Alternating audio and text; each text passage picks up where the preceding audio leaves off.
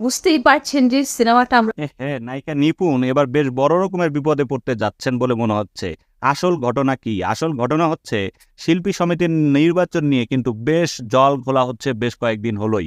এই যে গত নির্বাচনের সময় দেখা গেল নিপুণ আক্তার ডিপজলের গলায় মালা পরিয়ে শুভেচ্ছা জানিয়েছিলেন নতুন সভাপতিকে। কিন্তু তার ঠিক ১ মাস পর ঠিকই সেই নির্বাচনে স্থগিত চেয়ে কিন্তু মামলা করেছিলেন নিপুণ এবং সেই মামলার পরিপ্রেক্ষিতে কথা বলেছিলেন ডিএ তায়েব। আর সেই কথা বলার কারণেই নিপুণ আক্তার আবারও বলেছেন যে ডিএ তায়েবের নামে মামলা করবেন। আর ঠিক সে কারণেই নিপুণের মামলার হুমকি প্রসঙ্গে ডিএ তায়েব বলেন, নিপুণ আমার বিরুদ্ধে মামলার হুমকি দিয়েছেন। তিনি আমার বিরুদ্ধে অনেক বাজে কথা বলেছেন।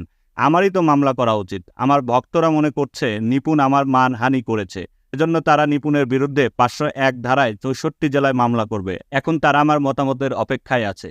তিনি বলেন, আমি সদস্য পেয়েছি শাকিব খান ও অমিত হাসানের আমলে। আমার সদস্য